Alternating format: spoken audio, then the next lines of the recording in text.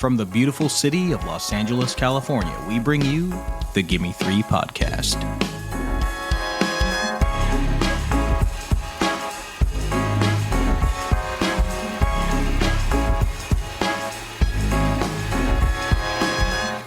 Welcome back, cinephiles, cinema lovers, movie appreciators, and our family and friends to the Gimme 3 podcast, a series for cinephiles. Hi, everyone. I'm your co-host, Bella Efstratis, and this week my brilliant co-host and very dear friend, Nicholas Ibarra, is away making some movie magic happen. So on this week's episode, you're going to hear from me and one of my best friends as we talk about 3 films from a series that raised us. So without further ado, I'm so excited to introduce my extraordinary guest for the show today, Bailey Katler. Hello. I'm very excited to be here. Thank you so much for joining me on the Gimme 3 podcast today. I genuinely can't tell you how much it means to have you here, and I'm so excited to talk about one of our favorite book and film series, the truly magical wizarding world of Harry Potter. Yes, indeed. I would have been offended if you had asked anybody else. I know.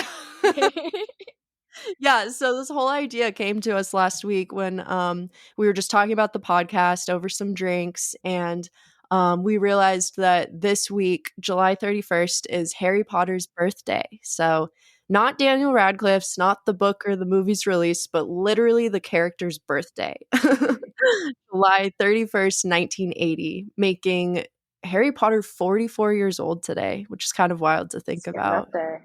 I know. So we thought this was just going to be the perfect opportunity to celebrate this beloved character's birthday with an episode dedicated to our top 3 favorite Harry Potter films. We didn't want to do 3 and 3 and just leave one out, basically. So, or 2, I guess. But yeah, so we were like, let's just choose our top 3, go from there. And funny enough, we had 2 of them. I think we said our top 2 at the same exact time. It was an incredibly we were like, if we're doing this, we have to do 3 and 6, right? Yes. Literally, we looked at each other and we were like, yeah, like these 2 are a given. Yeah. And of course they are. Of course. What else would we choose? Yes, so on the lineup for today, we have the 3rd Harry Potter, the 6th Harry Potter, and then of course we had to choose the 1st because, you know, the film that started it all and very nostalgic for both of us, I would say. And talk about a birthday. I mean, that birthday scene is absolutely iconic in the first one. What better way to celebrate? 100%. So, yeah, I wanted to ask you, like, how old were you the first time you watched Harry Potter? And, like, did you start with the first film, if you can remember? So I started with the first film, but I actually started, like, my whole journey into Harry Potter's universe with the second book. Nice. Okay, when yeah. I was in 4th grade, and we had a reading project, and we could choose between a few books, and it was the second Harry Potter for some reason. Chamber of Secrets, and I had never read them, but I was like, whatever, that sounds fun. Read the second one, scared the shit out of me. Eventually made my way through all of them, and I think when I was about 10 or so, I watched all of the movies, immediately fell in love. I have watched them, I couldn't even tell you how many times since. And yeah, I mean, I just ever since then, it's been, which by the way, watching and reading them before you've turned 11, really a game changer. Yes. Was devastated by 11th birthday when I did not get a letter, unfortunately. But shocker. Yeah, I mean, I just was instantly obsessed with these books, and it sent me down the whole young adult fantasy fiction rabbit hole for the years to come. But these were truly this was the series that started it all, and it's the one I still love as much to this day. Yes, I'm so happy to hear that. Yeah, I feel like that was something we bonded over. Me and Bailey met in college, and I was so excited. She was like the first person I'd met who grew up on Harry Potter as well. So I was so excited. For me, I like to think of myself as a literal day one Harry Potter fan because back when the first film was released, which I think was in November 2001, right? Yeah, 2001. And so I was not even 1 year old yet, and my grandpa thought it would be fun to take me to see the film in theaters. I don't know what made him think Harry Potter would have made the perfect movie for an 11-month-old to watch, or better yet, like taking an infant to the theater was a good idea. But apparently it paid off, because as the story goes, I quietly sat there for the 2.5-hour runtime and literally never took my eyes off the screen. So So good. I'd like to thank my grandpa for introducing me to the series. That would, become a crazy obsession for me for like the entirety of my childhood as well. And for now, I mean, And now, we to this day, Bella and I talk about Harry Potter a disgusting amount. We went to New York together a few years ago, and we dragged our boyfriends to the Harry Potter flagship store in Manhattan, oh waited in line, did the whole thing just so we could buy some merchandise and get a butterbeer. yes, Do not regret it for a second. oh never. That was the best. Absolutely. Absolutely. Yeah, this is very serious for us. It's very serious, yes. And the world is just so magical, and the Oh. films are so well made. Like I loved the books. I loved the movies so much. Forever timeless in my heart. Anyways, we could go on forever and ever before we've even started. So let's jump into this first film. Are you ready, Bales? Oh, I am ready. Okay, let's do it.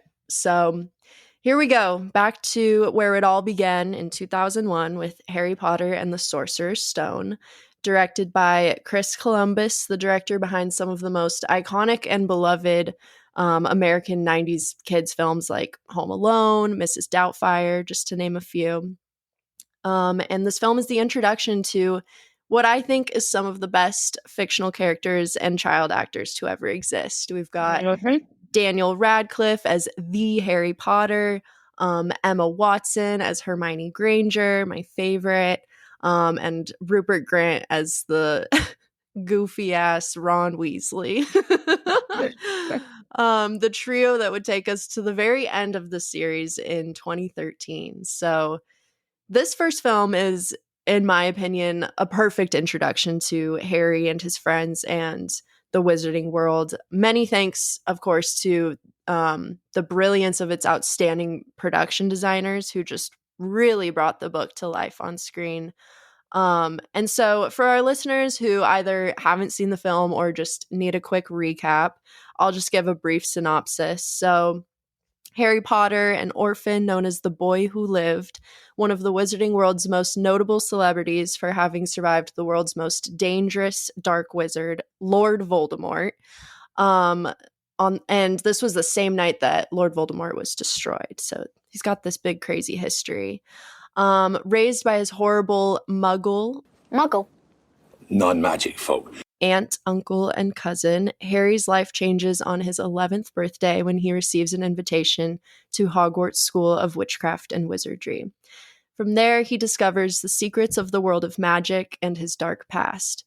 At Hogwarts, Harry befriends the wicked smart Hermione Granger and the unwaveringly loyal Ron Weasley. It's not long before the trio find themselves caught up in the throes of a mystery involving a trap door guarding the Sorcerer's Stone, a powerful object of magic granting one immortality. This obviously leads to the threat of Voldemort's return and a race to get to the stone first. Oh man, watching this is a crazy movie.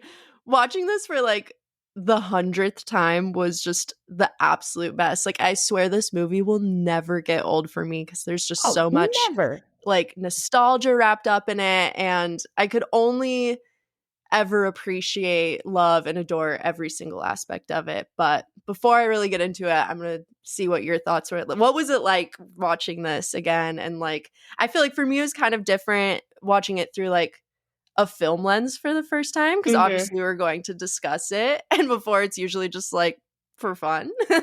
Obviously still fun, but you know what I mean. No, I had a terrible time. This was horrible. No, it was definitely different looking at it from this and like trying to notice things, not just like fun stuff, but also like actual cinematic elements of it. I love this movie so much. I mean, is it my favorite in the series? No, but it is like you said, it sets up the world so perfectly. All the little kooks and little quirks and everything about the wizarding world like is just laid out so easily, so beautifully. The characterization is Mm. super easy to follow. The actors are incredible. Even the child actors, like you said, Yeah. it's unbelievable. And the adult actors. I mean, Oh my God. The this cast. cast is perfect. And they only get better. Like, Yes, they totally. only get better as the series progresses and the characters get more and more depth to them. It just, Mm-hmm. they grow with these characters so well. Um, I think it's very obvious looking back that that Chris Columbus, who directed this one and Mm-hmm. the second one, Yeah, came from movies like Home Alone and Mrs. Doubtfire. When you look at the later movies, I don't totally. think that detracts from it at all. And I Mm-hmm. think these are the most. I think this one is the most accurate, just like straightforward retelling of the book, Yes, which I yes. think is good because it's the first one, right? It should set up the world and Exactly. make it easy. We don't need to start with all this crazy, super intense point of view stuff yet No, before people know no. what's going on because you're setting up this crazy thing. But Yes. I love this movie. It's silly. It's fun. Yes, it's so silly. And like this, I don't know about you, but this was the first time watching it where I was like, damn, this movie's like getting old. Like the CGI and Yeah.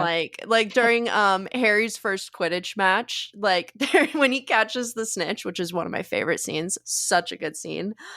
He catches the golden snitch and you see these like CGI characters on broomsticks like Oh behind God. him cheering for him and they literally look like an old video game and it was something I'd never really noticed before because I'm usually just so caught up in like the magic and like nostalgia of it and I just started laughing so hard but at the same time I think there was such a great blend of like CGI and practical effects that Mhm. in such a clever way that it's still like charming and timeless like similar to like something like the never ending story where it's like obviously it's super old but they did so much with like the animatronics and things like that that even though you can tell it's dated it like still holds up over time so I Totally. don't know that's how I No, feel with this one. well, and they didn't like try to go beyond their means. Like there were things like I was Yeah. just thinking about like in that opening scene when Professor McGonagall Oh transfigures from a cat into a person.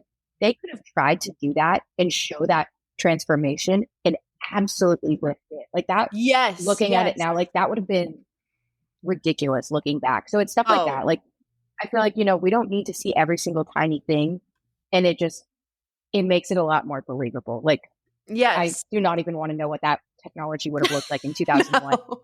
Probably would have been really Oh disturbing. God, imagine opening the movie with that. I mean, yeah, no, it was. Yeah. Dude, especially because I'm so glad you mentioned that shot because that was like one of the first things where I was like, oh, dude, like they just knew So what they were good. doing. It's so cool. It captures the magic in a way that, like you said, of like the power of showing versus not showing, where it's like that's almost magic in itself. You know what I Mhm. mean? I love that opening scene Oh, so much. It's so Dumbledore special. coming out of the darkness on like the street and this under the street lights. It's just so picturesque and like just an unforgettable scene, honestly. It's so incredible. And even just the fact that he's using the what's it called? Oh, the Deluminator. Deluminator. Yes. Yes. And like I love that that's in the first shot of the movie and there's Yeah. gonna be spoilers. There's Oh, gonna be yes. spoilers. We're talking about through the sixth movie and beyond, but Yeah. These movies are almost like 20 years old. Like if you haven't seen them it, by now. get with the program. Yeah, I'm Yeah. sorry. But like I love the Deluminator being like the central part that really introduces us to the world and like Yes. because it, ends up playing a very symbolic role. Comes back late full circle at the end. I love this scene so much. It's a little cheesy, of course, Of but course, it's I love it still. 2001. Yeah. Yeah. And like you said, yeah, it's very much I can understand the criticism from like adult viewers of this being not their favorite just because it is so much for children. I But know.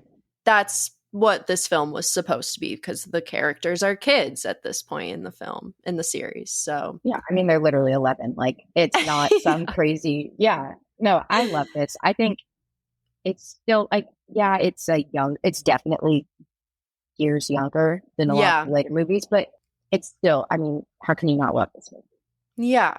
I mean, it just captured the magic so perfectly. And you were talking about like character introductions in the cast as well. Like McGonagall's, that's a perfect introduction with her transfiguration scene at the beginning, Dumbledore, of course. And then even just like what I love so much about this one is every character gets like a significant introduction. Like, That's so true. you know what I mean? Like I mean I think like Hermione's is just one of my favorite ever. Like she walks so into that train scene and just like violates Ron. Like she's like, Oh, are you doing magic? Let's see then. Sunshine, daisies, buttermellow. Turn this stupid fat rat yellow. Are you sure that's a real spell? Well, it's not very good, is it? Of course, I've only tried a few simple ones myself, but they've all worked for me. or like she's like, you've got dirt on your nose. Did you know? You've got dirt on your nose, by the way. Did you know? Just there. God, I love her. She's Because so iconic. it's great because she's kind of a bitch, but like she Yeah. has every right to be Yeah. because she actually does know everything and is the Yeah. best. So like, She's talk the your shit, goat. you know, like you are allowed, and I love it so much. But, like She's she means such well, a like great she, character. she Yeah. She has like the purest heart. She genuinely is a know-it-all, like in Yeah. every sense of the word, but she actually does know it all. So it balances itself out. Oh, God.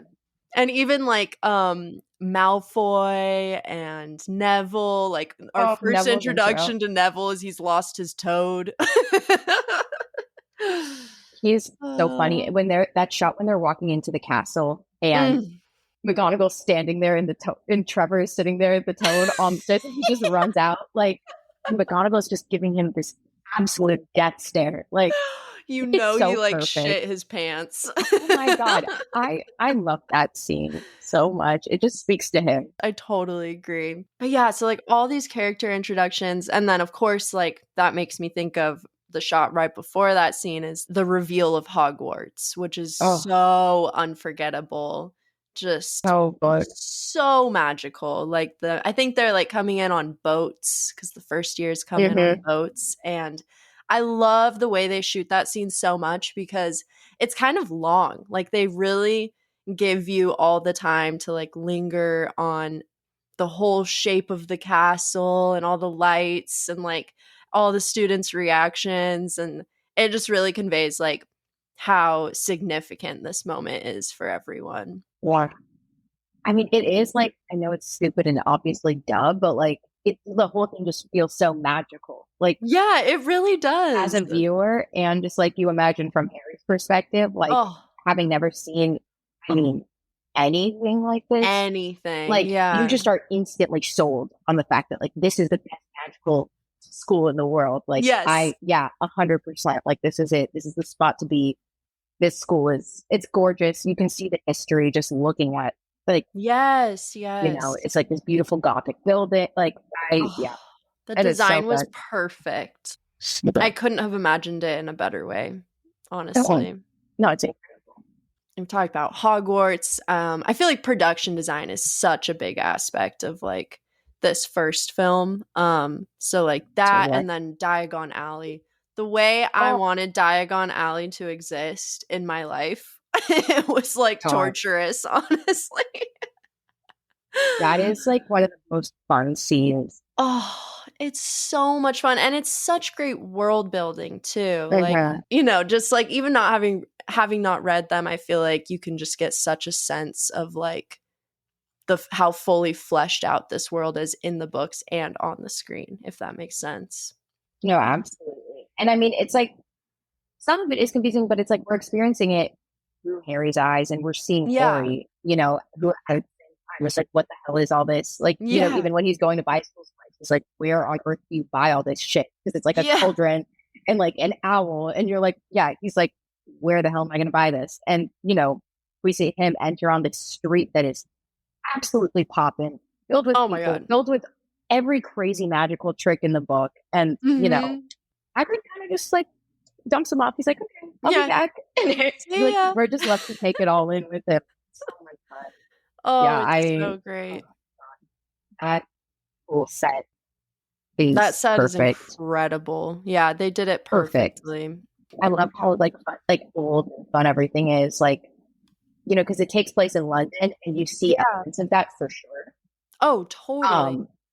Like there are definitely things that feel modern and things that feel British in particular, but Mm-hmm. it's also very, very obvious that it's a different.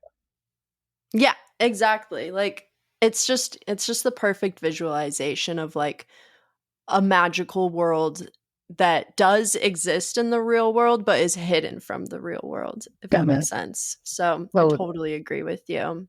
Cuz I know that like they were inspired by certain streets in like Edinburgh and like Scotland and like yeah, like obviously King's Cross Station is Yeah. literally like a real station.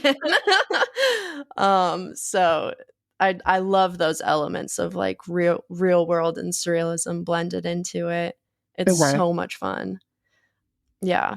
This movie's crazy too. Like I'm looking through my notes and I'm just like so much happens in this film, and I think also just watching this movie older now is so weird because for so many years I like related so much to the characters because I was like their age, you know what I mean? Or like grew up with them. And now it's like I watch this and I'm like, oh my god, they're babies. Literally children. Especially Like, having seen all of the movies at this point and seeing them now yeah. as grown adults. Yeah. Like it is insane. And they were the ages that they played in the film, which I think is it's really not that common, especially with like that age group, like those young adult kind of movies, like that. Totally. You know, now if they cast that now, it'd be like a 16-year-old playing a 7-year-old. And like I love that they actually are that age, and based on the release timeline of the films, they actually stay pretty close to that age. Yeah, it worked out so well. And it's so nice to actually be able to see this and picture it being an 11-year-old kid being thrown into this situation.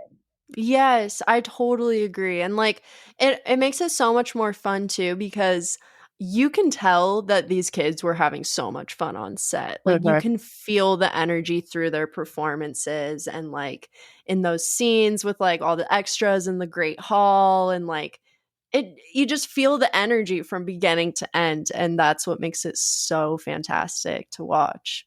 Well, it's so good. Yeah, like they are phenomenal actors as children, and they get better and better. And like, by even by not even the end, but the middle, they are putting out some absolutely unbelievable performances. Yes, it's so cool to be able to watch them grow with these characters. I totally agree. Do you have any like major points or like that you want to talk about or like specific scenes? Watching this, I was like trying to figure out like, I kept being like, oh, this definitely was the scene that scared me the most as a kid. And then something else would happen. And I'm like, oh, wait, no, this was really scary as a kid. Did you have any of those? Honestly, the part where Professor Quirrell's like, doing the whole reveal, he's like, I'm not ever alone. Like, whatever, all that shit is so scary. I'm sorry. It's like, so that scary. Scary. Like, as a child, and even I do not do well with any sort of scary anything to this day. And I'm not saying that I get nightmares about that as an adult, but I am. That shit was scary as a kid. And yeah, he's a freak. He is an absolute freak. It gives like he reminds me of like Seven, like from the movie Seven. Yeah.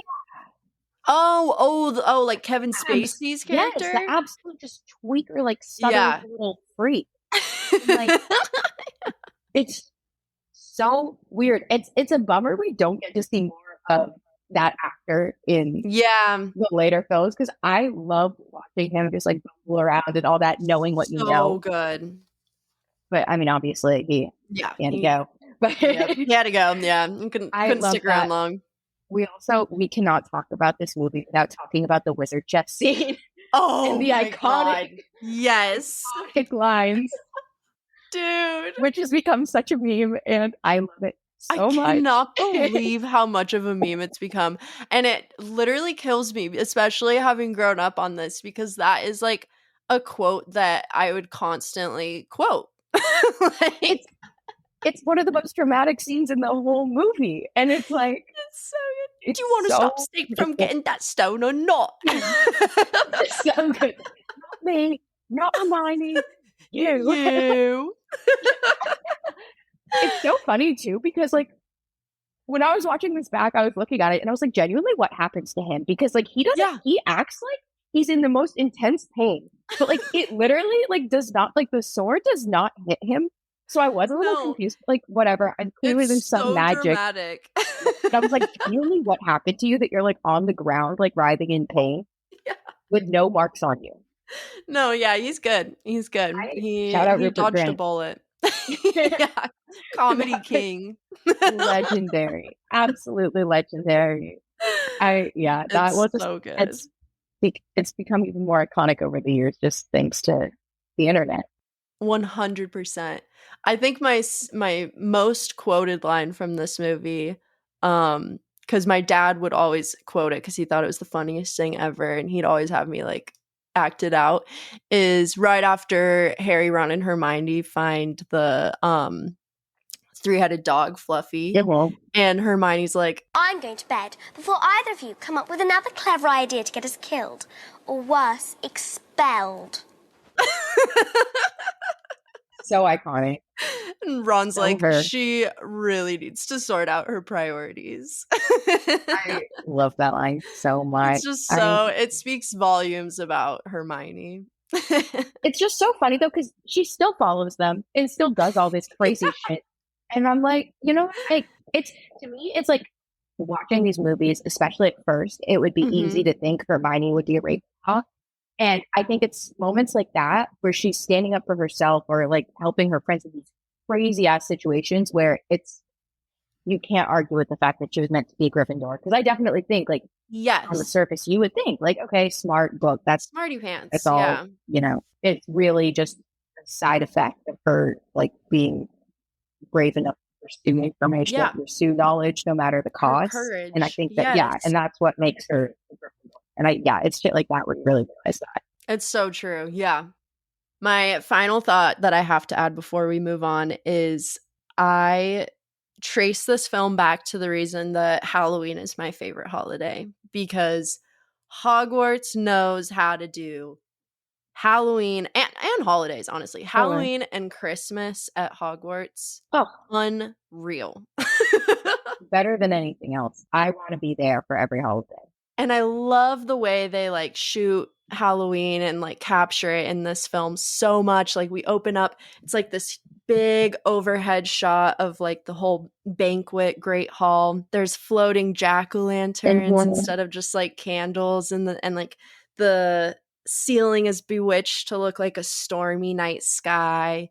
And there's just rows and rows of like students all sitting down in their houses together. And then all of a sudden, like Dumbledore waves his hand, and all of a sudden it's just the most glorious, just like feast of Halloween candy, treats, like food. And I was just obsessed as a kid. I was like, this is the life. It's perfect. I mean, we also share a very similar love of Halloween, not just dressing up, but also decorating for it. Yes. And I think there's a case to be made that, I mean, you watch stuff like that. It's like, the second I have my own home, that is exactly what I'm going to be doing. And we go hard. Like that's, you have to. Yes. And I think it's perfect. And it's so easy to make Halloween cheesy, like in a wizarding thing. And they don't. Yeah, they actually enjoy Halloween. It's not just like witch hats and like. They make it really like charming and it's just so picturesque. So had to shout that out. All right, let's wrap up on Harry Potter and the Sorcerer's Stone. By the way, you guys can watch all of these movies on HBO Max right now, or Max. It has all the films on there, the entire series. So check them out after this episode. All right, Bailey is going to introduce our second top 2 Harry Potter film of the day. Take it away, Bales. I'm very excited because this is one of my personal favorites, and I know it's yours too. But our second pick for our top 3 Harry Potter films is Harry Potter and the Prisoner of Azkaban. So this one came out a few years later in 2004. This is the 3rd film, so we're skipping number 2. Also great. Go watch it. But 3 is where it's at. So this Yeah. one came out in 2004. It was directed by Alfonso Cuarón, this is the only Harry Potter film that he directed. But just for those of you who haven't seen it, it's Harry's third year at Hogwarts. And after the infamous murderer Sirius Black mysteriously escapes from Azkaban, which is the most secure magical prison in the world that nobody has ever, in its thousands of years of existing, ever escaped from, Harry begins to learn more about how their lives are mysteriously intertwined and ends up deeply, deeply involved in the plot to capture him. Or so they think. We're going to get into all this later, but it's so fun. This film is, it's like a crime drama. It's the characters getting older. There's so much to love about this one. It's so different stylistically and thematically from the first two. I know you love this movie as much as I do, so would love for you to take it away. Yes. I love that this is like both of our favorites. I think it's a lot of people's favorites. Yeah.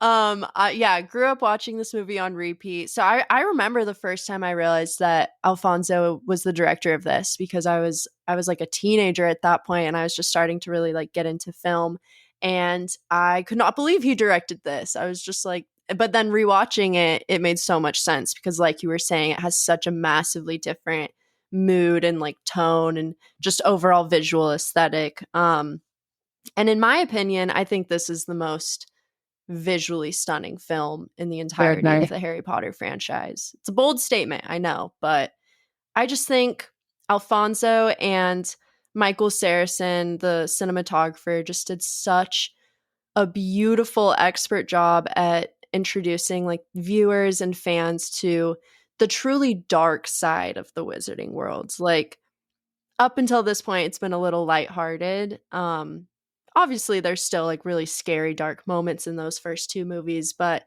now at this point in the film, Harry and his friends are also growing up, like they're teenagers, so they're navigating teenagehood, and they're having these eye-opening experiences of all like the beauty, but also all the danger of the wizarding world and their place within it.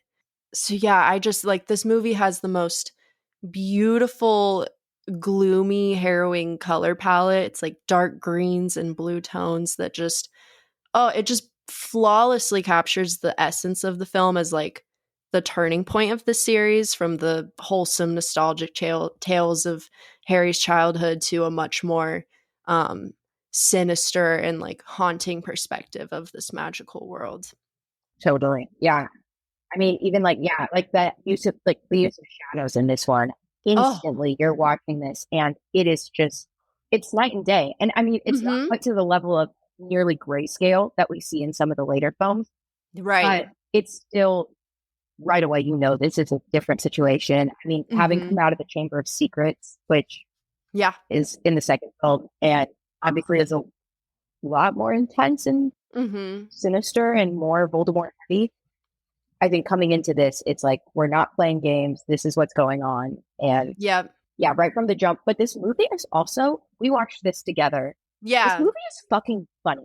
It's so funny. Oh my God. The opening of this movie, that whole opening sequence is absolutely hilarious.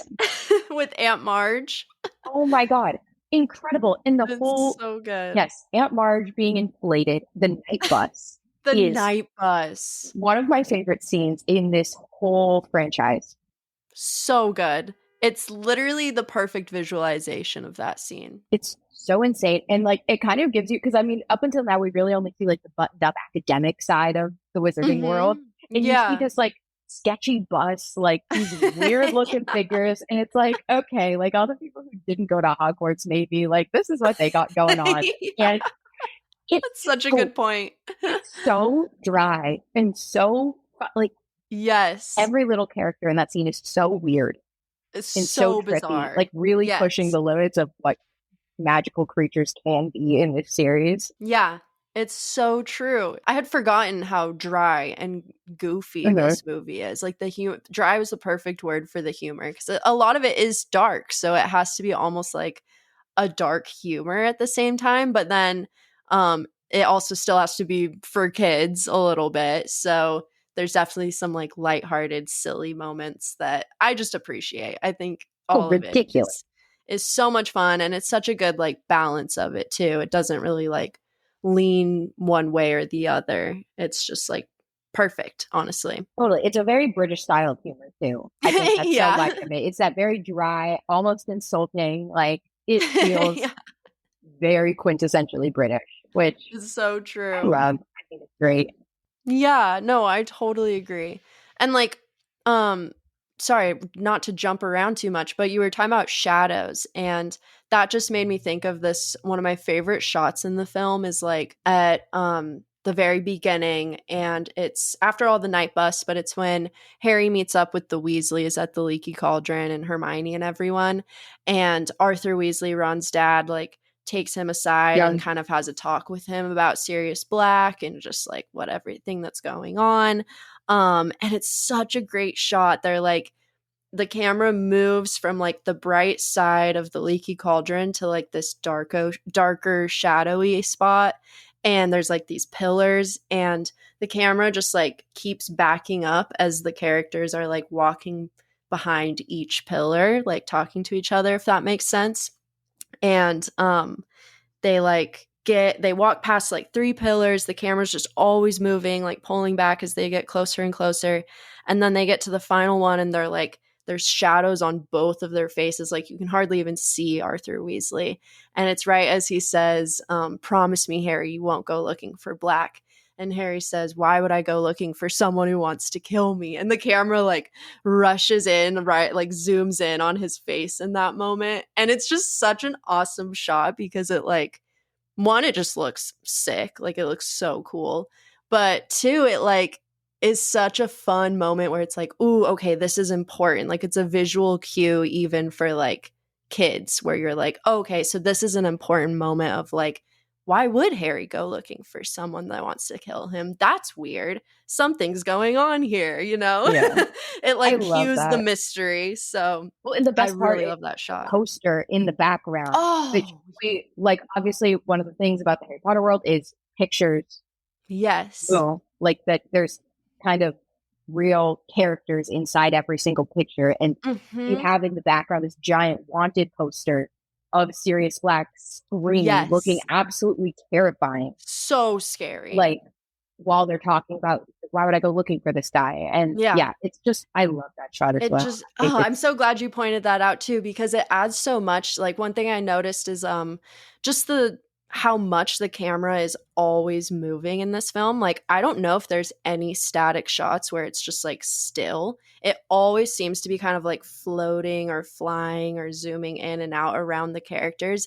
And I love it so much because I think it creates this very like kinetic energy all the way from beginning to end. And so like yeah, the moving images just amplifies that even more of like it's just constantly in motion, and like things are constantly being unraveled and revealed to you as time goes on. And oh, it's just thematically so well done, and then visually like together combined it's just gorgeous. Yeah, It's so and much the fun. suspense in this one, like disclaimer, this movie scared the living shit out of me as a kid more than any of the other ones. Yeah. I was absolutely terrified of this movie, and a lot of that is Terrifying.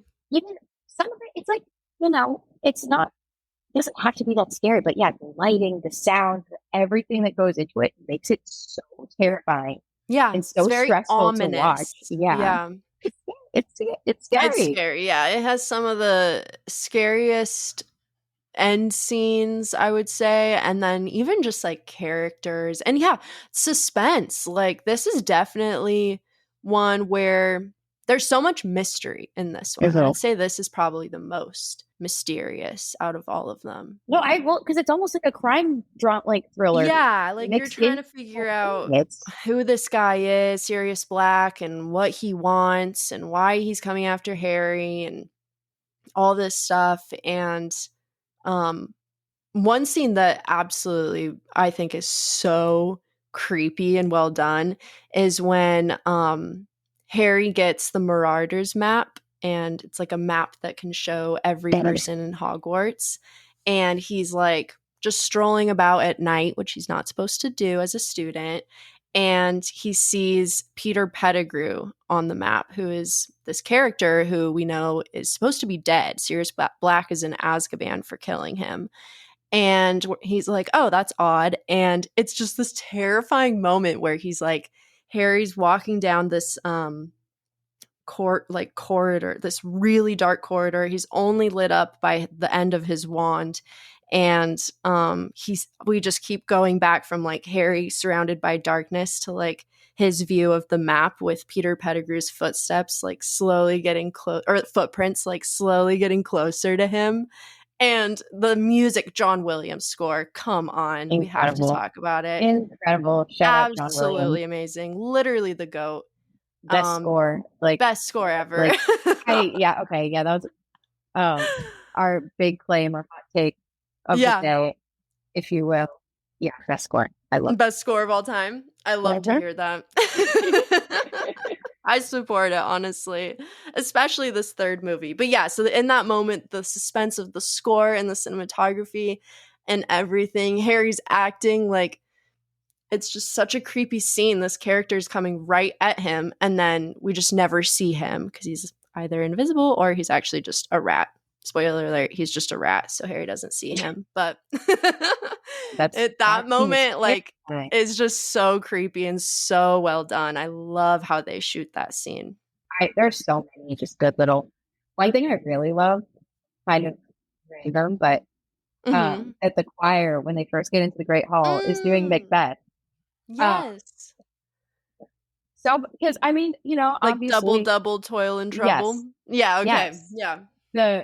And I love that so much because first of all, I think it's funny. It's obviously being a little self-aware of like, okay, all these silly little witch portrayals. But then also, I think thematically with this film, it makes so much sense.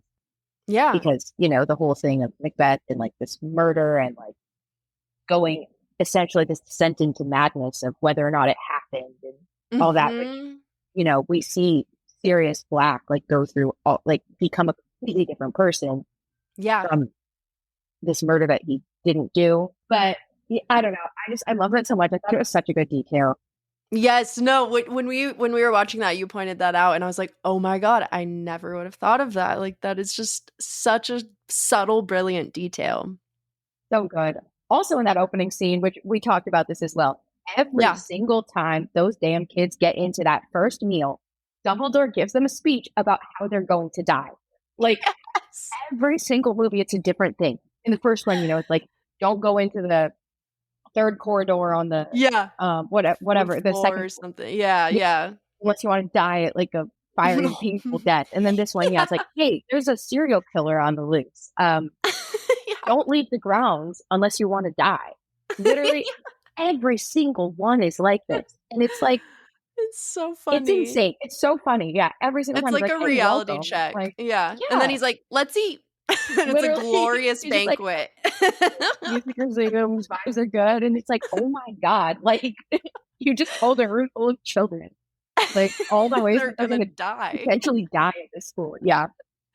It's so hilarious. True. It happens in all of them. Every single one. It's such a good motif throughout each film. Like, you know you're going to get it. And he just always does it in the best way. Like, oh, Dumbledore. What a great character. So funny. Also worth noting, there's a casting change between the first film and this. Right. Oh my God, that's right. From from Richard Harris to Michael Gambon. Oh man. God. Rest in peace to both, right? Yes. Yeah, that's crazy. It is wild. Yeah, so much of the Harry Potter cast is no longer with us, which just makes it that much more emotional to watch these films. Seriously. Like, and oh my God, the cast in this film is so good. Gary Oldman as Sirius Black was one of the best casting choices to ever happen. David Thewlis, I'm sorry, I don't know how to pronounce his last name. I think that's right. As Lupin, one of my all-time favorites. Yes. Perfect casting. You said something about him being with like his werewolf background that was so perfect. I'm trying to remember. Well, I feel like this sounds fucked up and mean, and I don't mean it that now that I'm about to say it. But like, he has these almost animal-like features. Like he almost has that kind of mousy, like expression to him, like which is so perfect because he's a werewolf. Like it's just, his features just lend themselves so well to that. Which that's not a read. Like no, and then his acting just like amplifies it that much more. Like there's so many moments where he almost has kind of like a feral look in his eye, and it's kind of like, and then with the mystery of it all, you're like, oh my god, is this guy trustworthy, or is he actually like really dangerous and scary? But then at the same time, he's got like such an emotional, tender side to him. Like I absolutely adore that scene with him and Harry, when they're like on the bridge at Hogwarts talking, and he's talking about how he knew his parents and they were like best friends, and it's a phenomenal performance from him in that scene.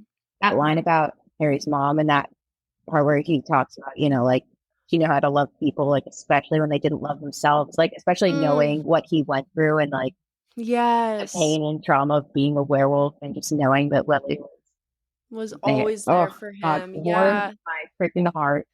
Oh, and it's such a good nod to like later in the films too, with like Lily and Snape's relationship as well. Like, of course, she would also be friends with Snape, who like is literally, his character is grounded in like self-hatred. Like he hates himself. So it's Lily, pure heart, what a saint. Yeah, it's just a sweet gal. And then you have James, who's an absolute fucking shit stirrer, but was also friends with Lupin. They were busy just finding every way to traumatize their fellow students and their professors, which is incredible. And Harry has both of those in him. For sure.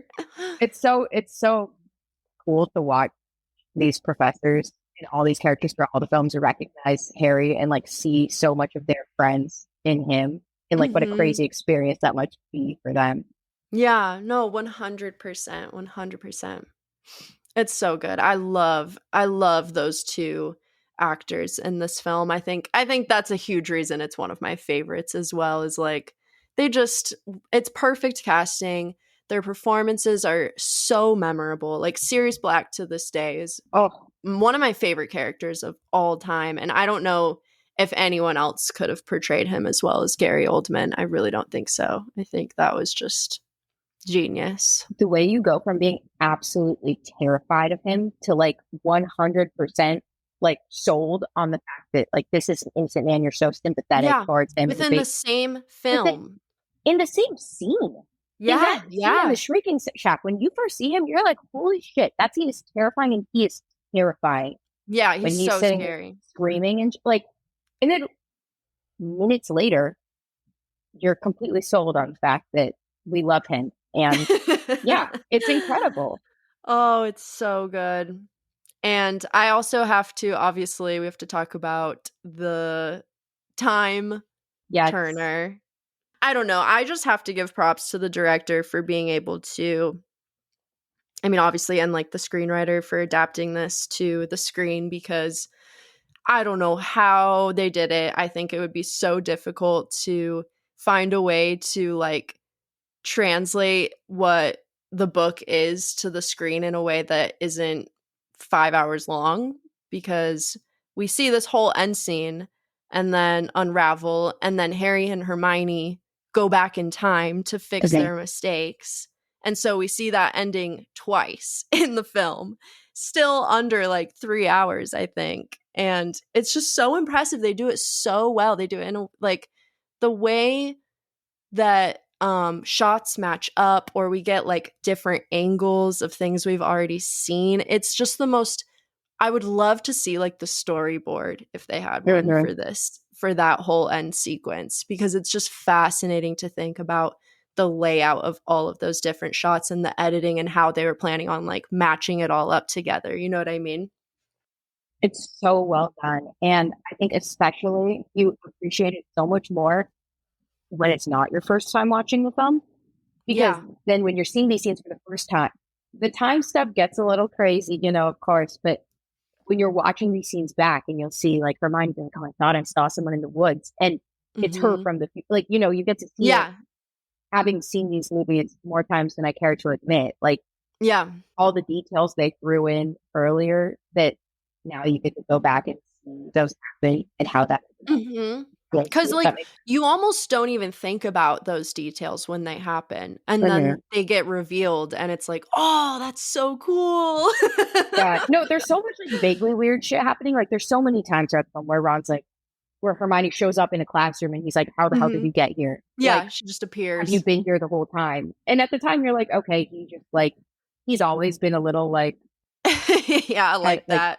a little out of it. It's like, you're like, okay, this is kind of starting to get a little insulting if I'm Hermione, but also like it's not insanely out of character for Ron, where like if you hadn't seen movies, you wouldn't be like think anything of it. But yeah, then looking back, it's like, no, she's actually been traveling in time so she can take 8 to 7 classes at the same time, which is so pure. She gets the power of time travel and she just does more school.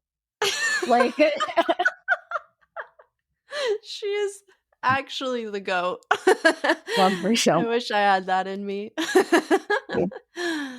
Oh, I love it.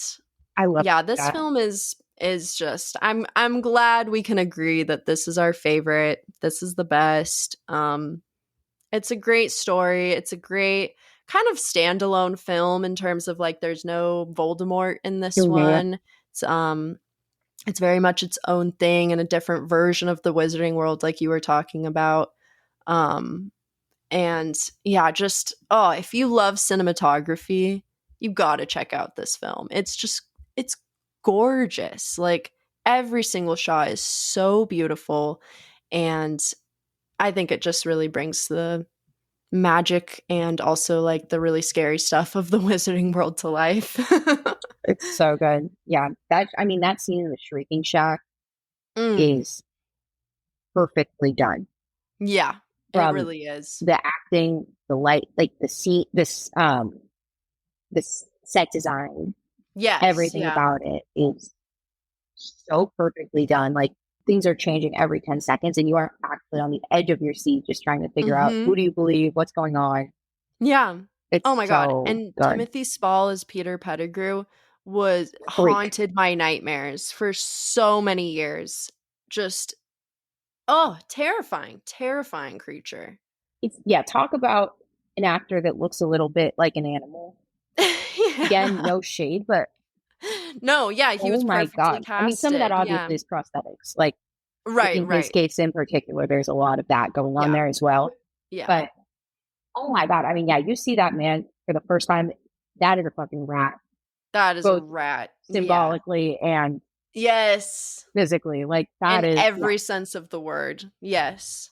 Oh my god, it's such his long fingers. Like I think that's another thing. Like the special, like you don't get to see too much of that in these movies.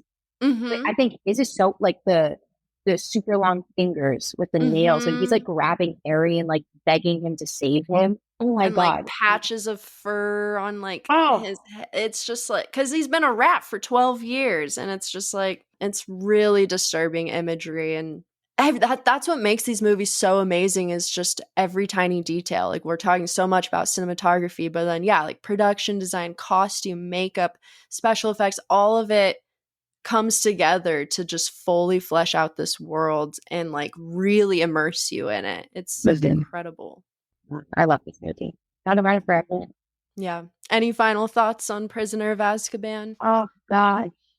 Oh, I mean, I think we got to talk about a little bit the Dementors and the Patronus charms and all of that. I think we have to touch on it a little bit.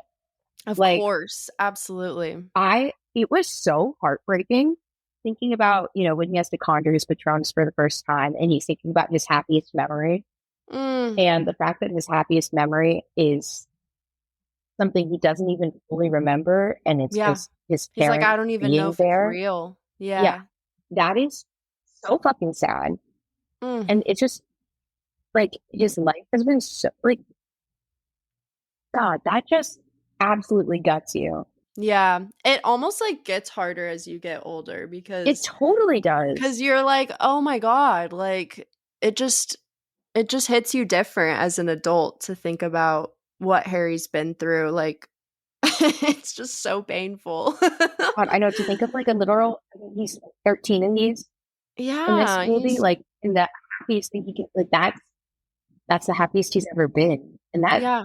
he said it's not even happy. Like that's terrible. It's But so heartbreaking. yeah, What a beautiful character and a beautiful moment. Yeah. I love And that yeah, the scene. Dementors are terrifying. Absolutely Also well done. terrifying. Another Yeah. thing, they didn't do too much. They could, Yeah, but like they yeah. keep them ambiguous enough that, you know, we can still be really scared of them without like you get the whole picture. Yes. No, totally. I totally agree. Oh my god, and that Expecto Patronum scene. Expecto Patronum! Is Oh. just so iconic. I feel like that's like another really big iconic moment in the series that everyone has heard of. Like my boyfriend knows those words and he does not even like these movies. Oh, there are some spells that, you know, they've made them their way into the like general vernacular. Like, Right? yeah, Expecto Patronum, you know. Yeah. And yeah, that scene is it's so crazy to watch him like go through that whole process of realizing he was the one who kept, like, when they're doing time travel and realizing it was him. And I think this to me is like one of the first times where you realize like what a fucking incredible wizard he truly is and what he's going to be. Yes. Like The because we powers hear in that, him. Yeah. yeah, because we hear that Dumbledore talking about like only an incredible wizard could have conjured that, and then you find out it's this 13-year-old child, and it's like it's just, yeah, It's such a powerful moment. Yeah. And he like is the that's what chosen one. also makes he's the chosen one. And that's what also makes this like such a turning point film. Like I was talking about earlier, is even just like obviously I was talking more in terms of like, ooh, things are getting darker, they're getting older. But also I feel like you really do start to learn more about Harry and like his past, and not even his past, but really just like how he's dealing with everything. Because at that age is when you start to actually like process trauma and stuff a little bit more compared to when you're like 10. And so I feel like you're like seeing him like learn more about his past and just start to like feel his emotions. His emotions are amplified because he's a teenager as well. So it's like we're really getting into the dark stuff. And then we see how powerful he is, even as a child. Yeah, I mean, I think what speaks to that so well is that scene where he's walking through the woods with Professor Lupin and he's talking about how the Dementors affect him so much more than they affect any of the other kids, and like why he's so scared of them and all this. And he, you know, Professor Lupin is like, the trauma you have experienced in your life is so far beyond what any of the other kids could even comprehend. Like, yeah, you know, the shit you've been through. And like, that's the reason they're able to torment you so much. You've seen stuff that's truly, truly terrible. Yeah. And yeah, we really do see all that come to light because we have these creatures very much reminding him of everything he's been through. Always. Yeah, they're like haunting him. It's almost metaphorical. Oh, it's so good. So good. I love this movie. Yeah, we could go on and on and on about this one for sure. We could have done a Give Me One. Could have done an entire episode on Prisoner of Azkaban. So I'm like, let's wrap it up while we still can, because still one more. I could get sucked in for too long. God, yeah. But yeah, check it out, everyone. Prisoner of Azkaban, the third film in the series, streaming on Max. All right, we're going to take a quick break. And during that break, you guys are going to hear from PGA and Gimme 3 producer Sonia Maru for Sonia's Movie Minute. So we'll be right back. Stick around.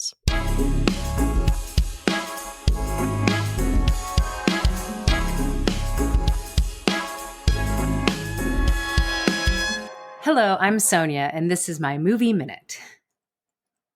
The first time I realized Harry Potter was a massive deal was when I was in college, and I saw hordes of little kids in wizard cloaks camping outside of a bookstore waiting for the newest Harry Potter book to drop at midnight.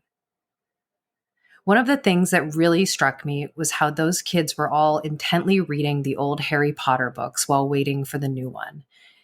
It was one of the most adorable and inspiring things. At the time, I felt like I was a bit old to check out Harry Potter. Not to mention the fact that I was in college and basically expected to be reading or writing like 24/7 and had no time for fun reading. But I decided that one day, when I had a child, I would read all the Harry Potter books to them. And it was something that I really looked forward to. Cut to 5 years ago, I had actually made the choice with 99% certainty that I didn't want to have kids. But I still did really want to read Harry Potter. So I bought the entire set and I dug in. At the time, I was working at my corporate job and taking the subway to work 5 days a week. So over the summer of 2019, I read all 7 Harry Potter books. As the kids got older and the story got darker, I just couldn't put them down. I would open the book as soon as I walked out my front door and read it while walking to the train, read it on the train, read while walking to work from the train, then take the book on my lunch break and find a hiding spot to read some more. Then the same thing on the way home. Luckily, I had developed the skill of reading while traversing city streets while growing up as a book-loving New York City kid. Reading Harry Potter made me feel like I was one of those kids waiting until midnight to buy a beloved book, and it was a friggin' great way to feel.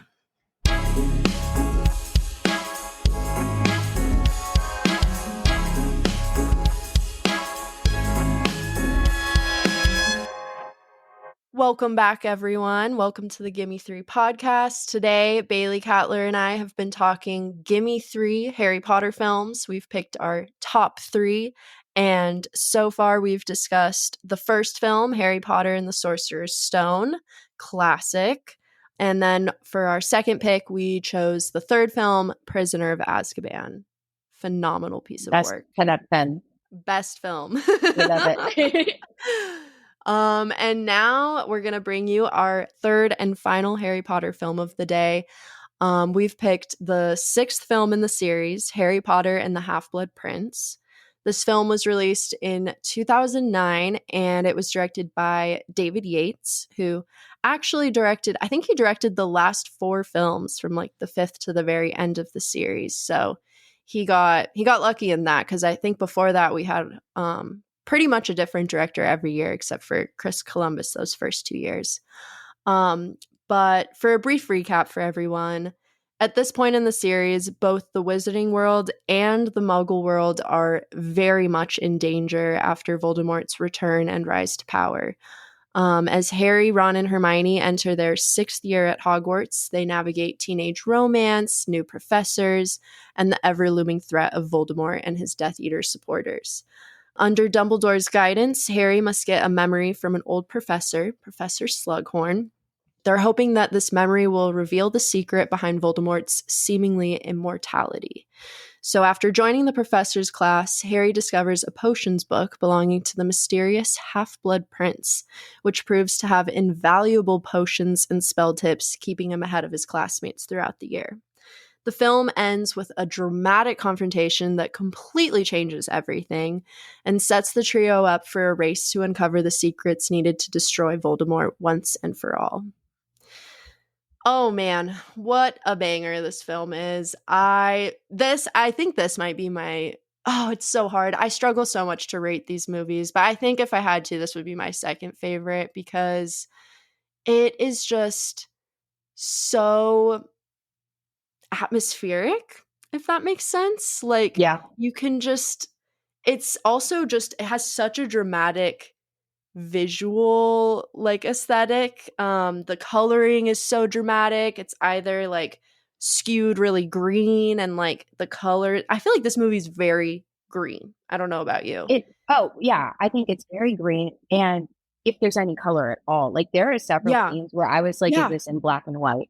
Yeah, The coloring is the stunning. coloring is crazy, and the cinematography is so beautiful. And yeah, again, we're just getting deeper and deeper into the darkness. You know, they're getting older.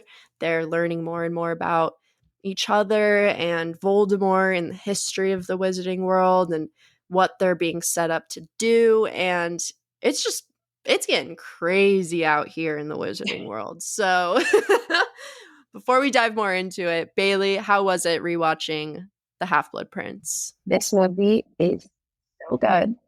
I mean, the tone in this movie, I think like the atmospheric thing, like, again, I know we're going to touch on all this, but like Mhm. Voldemort, again, is as he currently is not in this movie, but you Yeah. feel him closing in on them the entire time. Like, I think Yes. it's very much like this evil presence throughout the entire film, kind of impacting all of them. I mean, you see all these characters really start to, like Draco in particular, you watch him Oh, really crumble. become, completely crumble. And I think the green is fitting for many reasons. I think It's kind of sickly. It's it's like, sickly. It's the color of Avada Kedavra when it's cast. It's the Slytherin of yes. it all, and going Slytherin, back to Snape. envy, maybe, for like Draco Mhm. being envious of other people, not having all the pressure that he has to be under. It's Dude, yeah, it's it's very perfect. symbolic. Yeah, I love the color. I love. Yeah, I mean, it's so spooky, and the vibe is instantly terrible. Like, Yeah. I love Dude, the that opening of opening this. scene, yeah. I It's took some good notes crazy on because that. Yeah, this is like, I don't know, correct me if I'm wrong, but I feel like this is the first film where we see like wizards affecting the real world a lot more. it. I think it is in a serious. I mean, obviously, like there's sightings, but yeah, like a terrorist attack. Essentially, Yeah. yes. Yeah, exactly. Yeah, it's a terrifying opening scene. For our viewers, basically, do you want to describe actually? Oh God, sure. So it takes place. I want to say London. I'm just going to use London Yeah. as my answer every Yeah, I time. mean I know we've got like the Eye somewhere. and like Big Ben and stuff. So Okay, yeah. good. Yeah, I was going to say it's somewhere vaguely British, but Yeah. we see these dark figures who are Death Eaters, who are like Mhm. Voldemort's kind of servant slash his little army, and there's just these clouds of black smoke, and they destroy a bridge with that's jam packed with cars and people, and Mhm. they just tear it to shreds. And that scene is just so terrifying. I don't It's even. so terrifying. And then I love how we follow them like blasting through the Yes. wall of like Diagon Alley. Like they blow all the way through the Muggle world into the Wizarding world, just And wreaking havoc. And then it ends on this shot of Fenrir Greyback, who is my second most terrified. That oh, dude he is scary. Oh my scared the God. living shit out of me as a kid. I remember this is actually so embarrassing, but I had like a Harry Potter character calendar as a kid, and his character was like the main picture for November, and I couldn't have it up for all of that month because it literally would scare me too much. I like couldn't fall asleep with him on my wall in my It's room. creepy. No, he's first of all crazy choice to put on a children's calendar. Like, actually, Thank you. like how Yeah. many characters are in those films? You're telling me that's the best we could do for November? But yeah, no, he's I know. scary. He's like half werewolf. So he's not Lupin is like Lupin turns into a werewolf, but he doesn't look like a werewolf. Of course, he does have like animalistic vibes, but this guy has like full on animalistic features. Like he has hair all over him and like fangs, and it's something I think I just had a very big fear of like the hybrid man wolf Yeah, no, he looks creature like a kind of werewolf thing because derogatory. Like, yeah, Fenrir Greyback and Peter Pettigrew, like half rat, half wolf man, those guys freaked me out.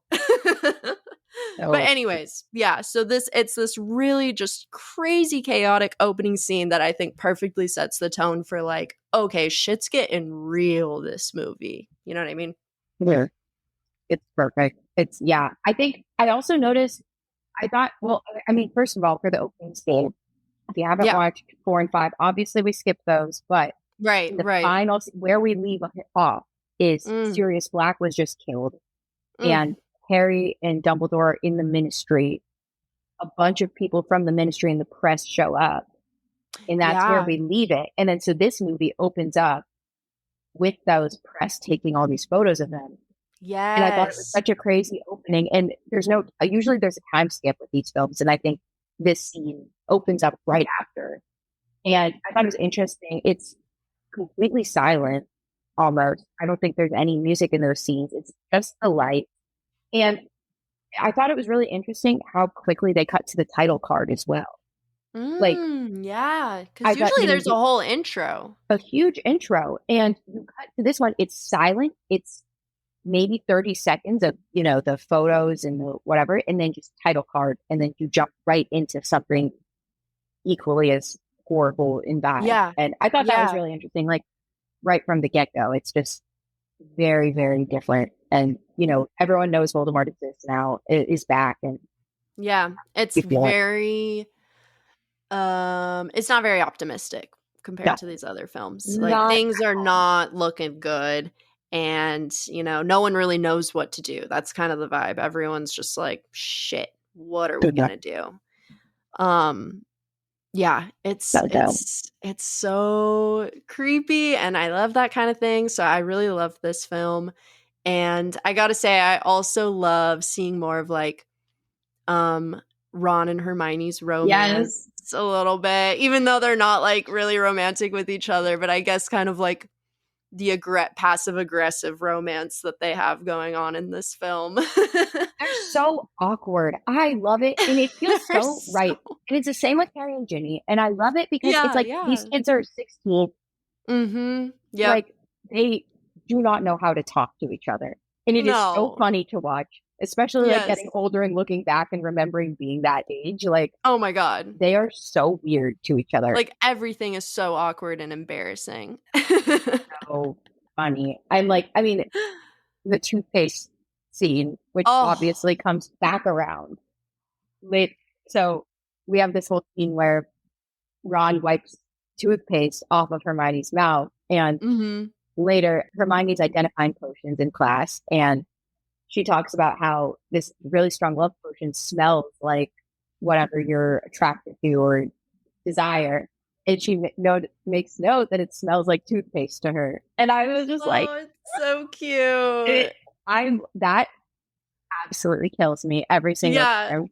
It's like it just makes I'm literally grinning right now just thinking about Yeah. it. So cute. It's such a giddy moment that you're like waiting for so I get it. long, and you think you're gonna like get to see it, and then throughout then Ron gets a girlfriend, and things are just not great between them, and it's just this like constant back and forth. And it's I had to mention it because it's one of my favorite parts of this movie. I can't lie. I It's so good. love Ron and Hermione so much. Yeah. It's so fun to see them kind of grow into that more. And yeah, I mean, just it's so Yeah. heartbreaking to see Hermione go through like watching Ron have a girlfriend. And Oh, it's heartbreaking. That scene, the music. Oh my God, John Williams score. Or wait, no, actually. Yeah, no. Oh, Nicholas Hooper. Yeah. Nicholas Hooper is the composer of Half-Blood Prince. And he has the song Harry and Hermione. That's that scene when like right after Ron kisses Lavender and Hermione's like all heartbroken, and she's like talking to Harry, and she's like, oh, like what does it feel like when you see Ginny with Dean, because she's in a relationship as well, and she's just crying, and it's just this beautiful moment between Harry and Hermione, who are like best friends, and he's just there for her, and it's just so sweet. I love that. their I love that friendship scene is so so much. special. Yeah, it I think really is. especially with Ron and Hermione not being super close in this movie, you really get to see Harry and Hermione being super close. And it's so sweet to see. I'd love the two of them together. Yeah, no, I totally agree. Great acting in this movie, honestly. Obviously we're getting to see they're much older now, so they're just getting better and better every year. And then we get new cast members too. We've got Jim Broadbent as Professor Slughorn, who is so one of good. my favorite characters. I love that actor as well. I think he's brilliant, just so funny and everything. But I thought he brilliantly brought this character to life, and I love his introduction too. We've talked so much about like character introductions, but I think that's something that this movie, these series, like this movie series, does so well. Is just like they show up, Dumbledore and Harry show up to his house, and he's made it all like destroyed to hide from the Death Eaters, and he's disguised as like a striped reading armchair that's like in Hideous pristine chair, yeah. condition. But yeah, very, very ugly. It's just Yeah. it's so funny and like quirky, and he's such a fascinating character as well. But yeah, so I love his introduction, and he's such a massive part of this film as well. I feel like when I was kind of like going through my notes and writing a synopsis, I was like, damn, this film really does revolve around Horace Slughorn, because the whole motivation is to get that memory of him. He's kind of like the catalyst that led to Voldemort becoming immortal, in that he gave him the information of how to create Horcruxes. So it's a big turning point for Harry and Dumbledore in trying to destroy Voldemort once and for all, for sure. He's such an interesting character. Yeah. I mean, and then it's like, you know, even but at the same time, he also plays a key role in Voldemort's death, because Yeah, without him finally giving that memory, they never would have known. they never would have figured it out. Yeah. He's just so on the balance of good and evil. I think more than I think a lot of characters in this series are very clearly good or very clearly evil. Obviously, there's some in the middle, or you know, you think they're going to be like Snape, obviously, where it's kind of what's going on. But he's one where Professor Slughorn is one where right from the gate, you know, the fact that the Death Eaters want him tells you enough to know that clearly he's a sketchy dude. You see him, like, for example, you know, when Aragog dies, Hagrid's spider, and he's like pocketing some of his venom, or same thing, he's going into the greenhouse and like sketchy stuff, and the way he collects students like trophies. It's but then, you know, obviously he ends up pulling through. But it's so he's a slimy dude. He's slimy, yeah. But then he's also like, oh man, I want to talk about that scene specifically, because I think honestly that might be my favorite sequence in the whole film, is when Harry takes Felix Felicis, this potion that gives you the best of luck, essentially, or you'll succeed in all your endeavors. And I love that scene so much, because Daniel Radcliffe's acting is so great. This is where he really gets to shine on like his comedic side, because he's literally like high off of this potion. And it's such a like funny moment for his character to see him like this, because he's usually kind of very quiet, or like, I don't know, you don't really see Harry's like goofy side that often, I feel like. So I thought this was a really special moment. And then he goes on to like find Slughorn, and they discover Aragog, the giant spider that's died. And there's that beautiful funeral with Hagrid, which honestly I can't really watch because I'm terrified of spiders, and that scene really freaks me out. It's a good one nonetheless. But it is really convincing sweet. CGI. Yeah, that one's really creepy. I did not really like that. But my favorite part is when they get back to Hagrid's house, and Hagrid and Slughorn are just getting wasted together. And Slughorn starts talking about Harry's mom, and he tells like this beautiful story. They're like drunk talking about their magic pets, and Slughorn tells the most beautiful and heartbreaking story about Harry's mom. It was a student who gave me Francis. One spring afternoon, I discovered a bowl on my desk. Just a few inches of clear water in it. Floating on the surface was a flower petal. As I watched, it sank. Just before it reached the bottom, it's transformed to a wee fish. It was beautiful magic, wondrous to behold. The flower petal had come from a lily. Your mother. The day I came downstairs, the day the bowl was empty, was the day your mother. And it was the day that Harry's mom died. and the music and the cinematography and Slughorn, the actor Jim Broadbent's acting in that scene, it just culminates into the most emotional moment for me in this film, honestly, because it's just so powerful to, like, I don't know, just we've talked about that with like this and then in Prisoner of Azkaban, those moments where Harry's getting pieces of his parents and like his history are just so powerful to me, and I love the way they're portrayed in the films. Yeah, it's so interesting to learn. It's like we learn so much about his parents only, but not from Harry. I mean, Not from especially in the book, Harry. they're first person. Right. And so I Yeah. think it's interesting, because we learn so much about his parents, but never from him. He never Yep. knew them. So we're piecing all this together with him. And yeah, I mean, Lily in Yeah. particular, it's like every detail you learn about her, you just love her more. Yeah. She Absolutely. is just such a sweet character. And you just are so angry to meet her. Mm-hmm. I, No, totally. I love that. And Harry's response to Slughorn afterwards, which ends up in him getting the memory, is so good. It's so good. Yeah.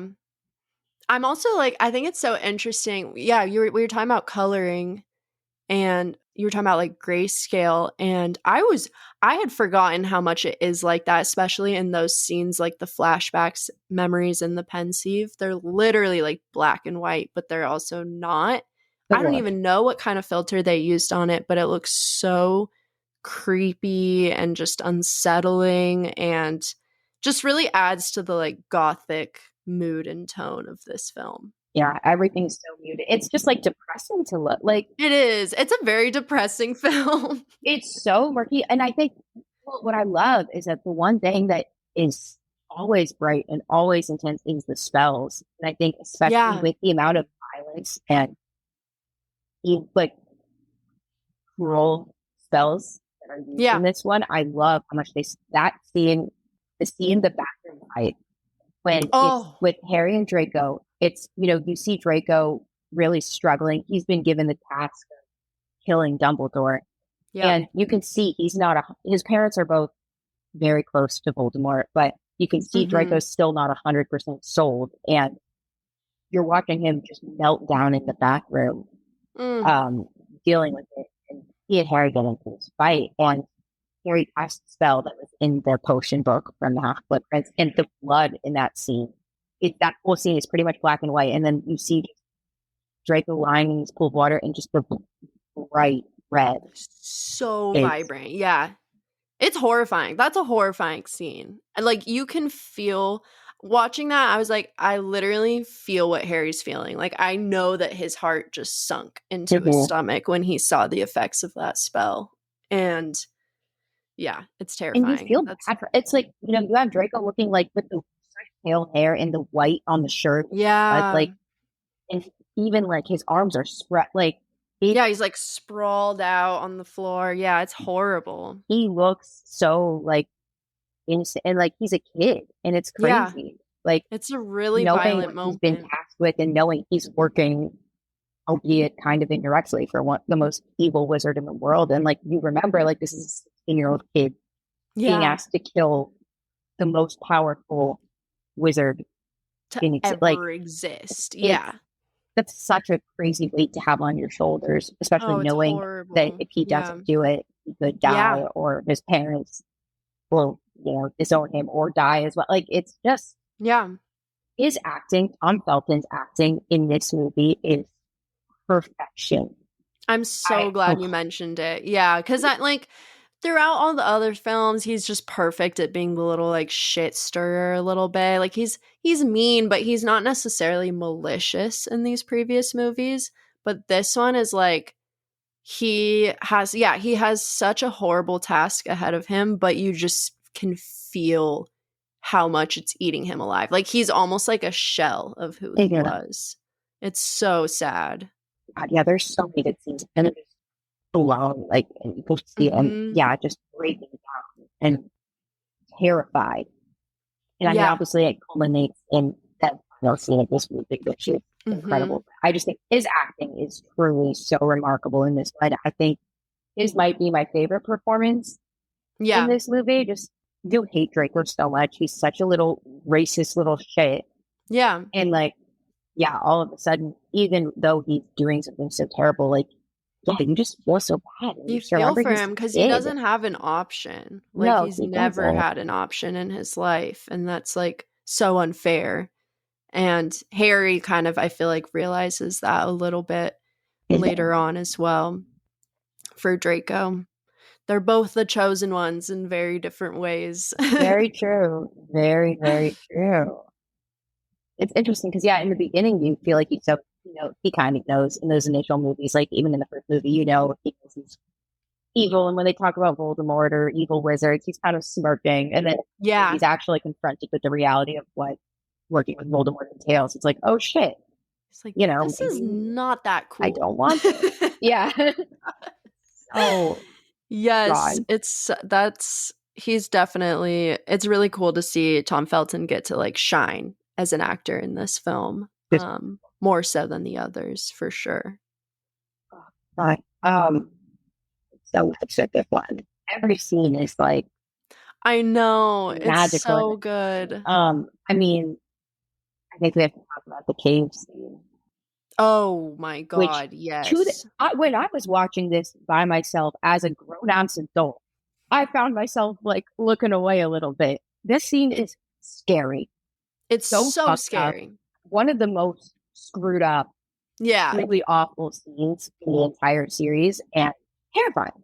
And the way it's shot is so well done too, because like I noticed, because so much of it is like they're in a cave and there's a lake in this cave, pretty much, right? Like this huge body of water, and the water is pitch black, and the camera just like from the second they're in that cave and like they sail to this island in the center of it, the camera lingers on the water or like under the water. And so the whole time you're just like, I know some shit is going to come out of there. And I don't know when or what it's going to be, but it's so suspenseful and it's so creepy. It almost reminds me of like Jaws. It has some of those like underwater Jaws shots. I love those underwater shots. I'm so glad you brought that up. Yeah.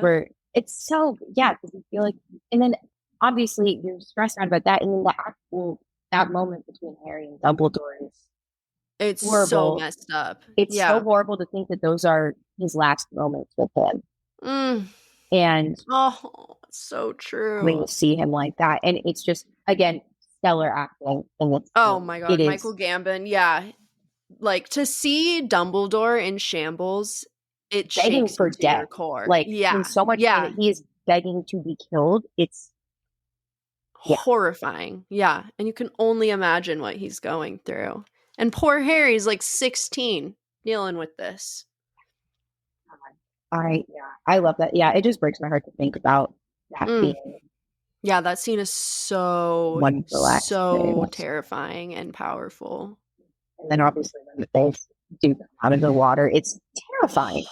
They're so creepy. Yeah, that whole scene is just so constant turmoil. Yeah. Like you're just like, there's no way they get out of here. And of course, thanks to Dumbledore. Of course, Dumbledore knows everything. Even in his like half dead state, he's able to like take out legions of these little monsters. Like he is something else. Goat. But it is so sad that those are Harry's last moments with Dumbledore. It's my taking. That just makes me think about something I noticed in this movie, which I hadn't noticed before. Oh yeah, which was the tapestries that are on the wall. So we see it right after the scene that Harry and Draco fight. It's so I noticed the artwork in it, and I recognized it's a tapestry, but I recognized it, and it's this tapestry called Unicorn Captivity. And I was like, wait, that looks familiar. And so I looked it up, and so it's this 15th century series of tapestries. There's 6 or 7 in the series. Super old, and they're actually scenes were out for films, which I never realized. But like, there's one of them in the Gryffindor common room. They show up in a few of the other movies, which cool. I had no idea. So it's cool to like these real things. They're actually like you can still see them on set. Yeah. So essentially, the series, the original 5 demonstrate the 5 senses, And then there's a sixth tapestry, and this is the one that's in the Gryffindor common room, and it's kind of believed to be like the sixth sense, like the heart, or like that also symbolizes like that, like something beyond normal sensation. Okay. So we have that aspect, but then the next tapestry is the one that's in this series, and people are not sure if it's related or not. We see this unicorn throughout the other ones, but so then the seventh tapestry, we see the unicorn. So it's free throughout 7 tapestries, and this is the one where we finally see it hunted and captured. So if you look at this as like the unicorn is representing this magical being and wisdom and immortality, you look at this scene and it's right before Dumbledore dies. So in a sense, it's foreshadowing that. So there's that element of it, of, the idea of this magical, beautiful thing finally being caught up, like we finally catch up to it. Yeah. And then I was looking on the Met's website, and they said it's actually believed that this was never intended to be part of that same tapestry series as the others, and this is its own thing. Yeah, instead, the unicorn represents the beloved tamed, and the idea that it's an idyllic scene. Like, you don't see any wounds on the unicorn or anything, and it's kind of this beautiful scene and like the love of domesticity. And it almost kind of feels like, I think in this movie in particular, we see Harry so blindly doing Dumbledore's bidding, even to the point where it hurts him. Yes. And the idea of this unicorn being content inside this fence, and I don't know, I was like, you see him blindly obeying these orders, like especially in that cave scene, like we see Harry miserable, just when Dumbledore was like, if you come, you have to do everything I tell you, no matter what. And no matter what, yeah, even until that final scene, the last words he says to Harry before he died, trust me. And I think we see Harry being very much forced in this position. Oh my god, I love just obey his every word. So I just thought it was so interesting that they chose that, and it's very clear in the shot. Yeah, like it's very, very, it's like this bright white unicorn in the middle of the screen. So I just thought it was really interesting, like given what was about to happen.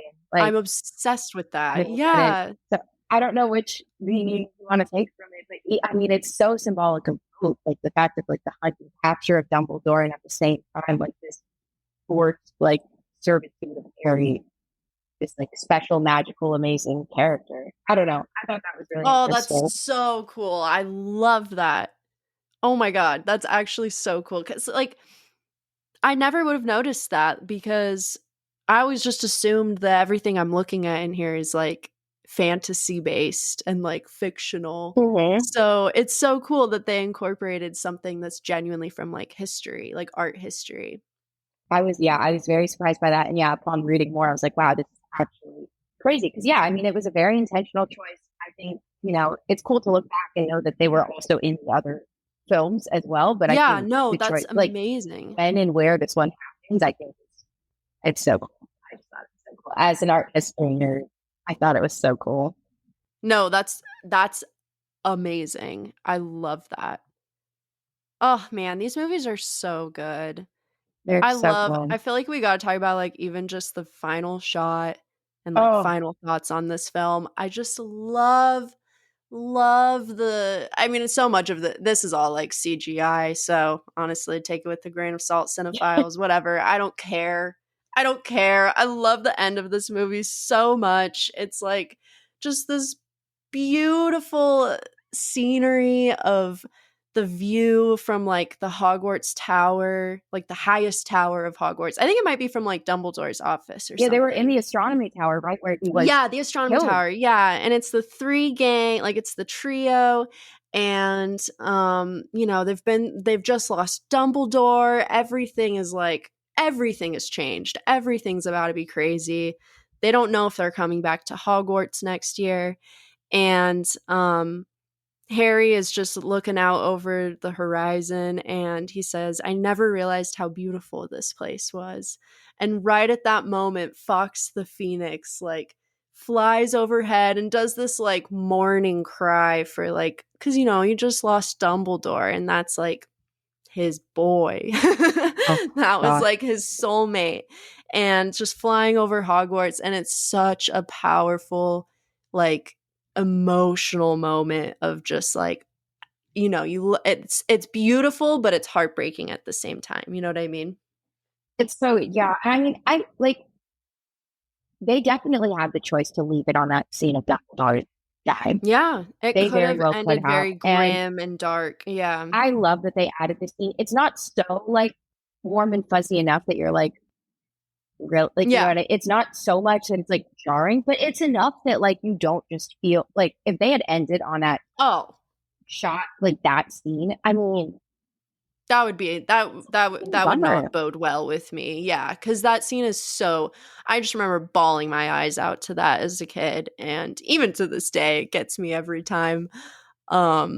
It's just such a tragic moment, and so yeah, I totally agree. It leaves you with you're more optimistic, surprisingly, at the end of this film than at the beginning of this film, which is kind of funny. Yeah. Like the intro is really disturbing. Intro's terrible and still terrible, yeah, but there's something. I mean, yeah, you know they've been given this impossible task, but they're so doing they it. have to have some emblem of hope. So I think David Yates did a great job with this film.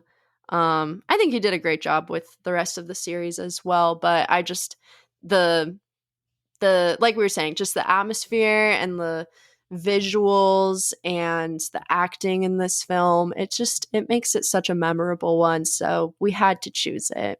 It's such a yeah. Real quick, I have to shout out Alan Rickman. Oh my god, of course, yes. I loved him in this movie. I mean, I loved him in the whole series, but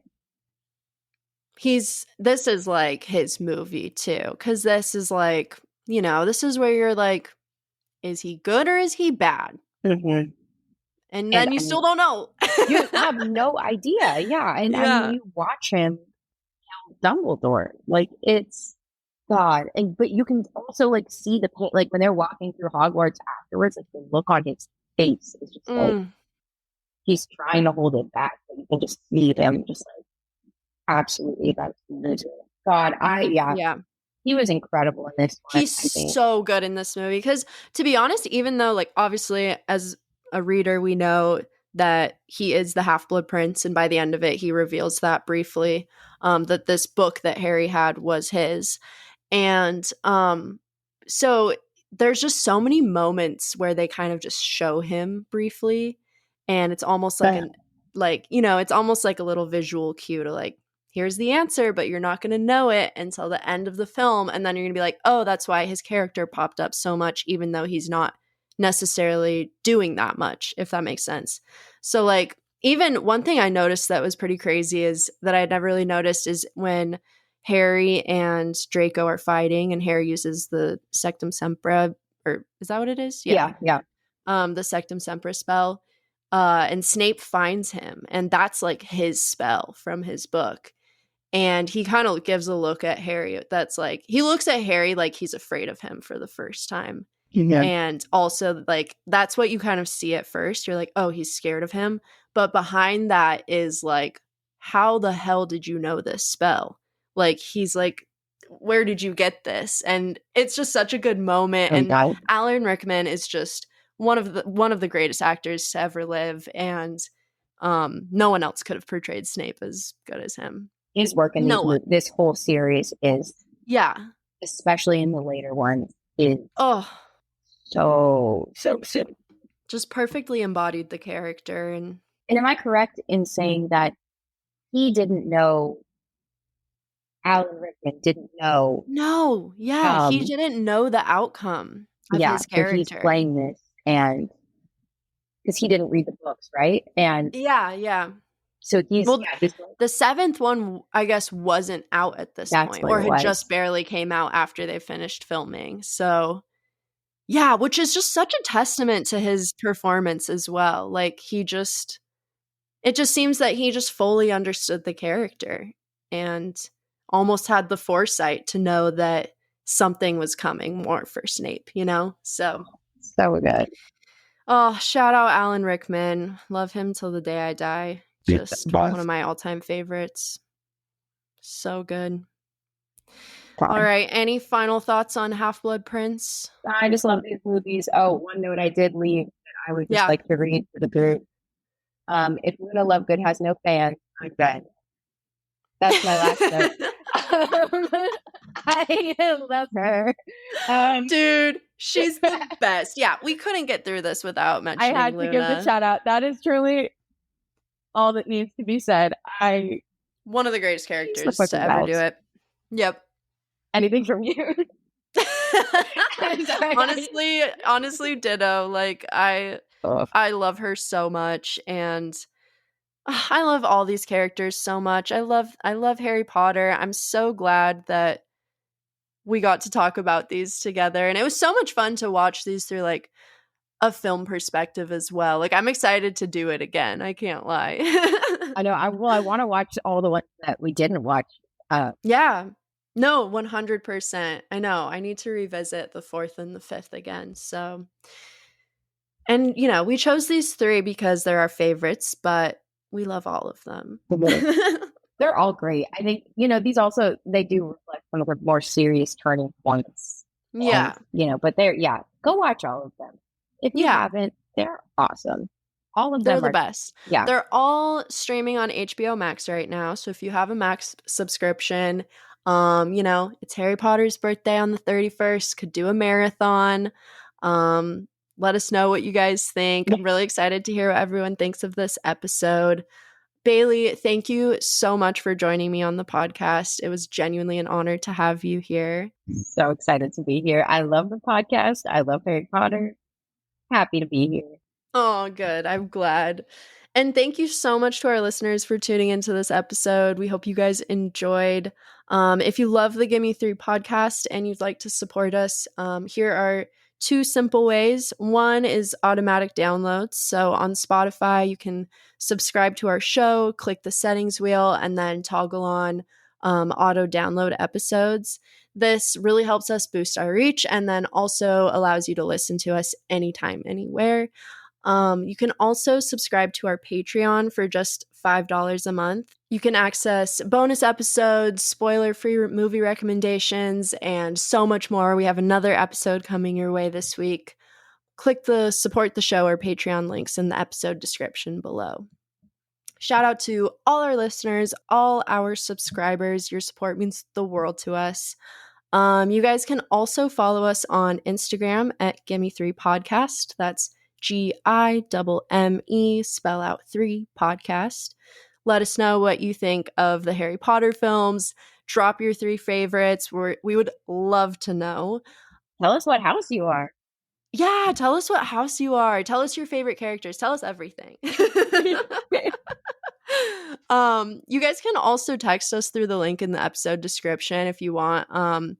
Just send us your thoughts, your film recommendations, your Hogwarts house. Let us know if you have any theme recommendations. We're always looking for more.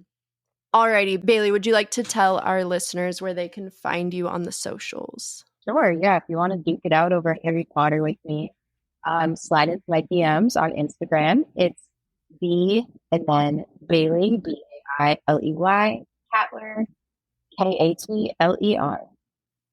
And I'll be happy to cite you. I love it.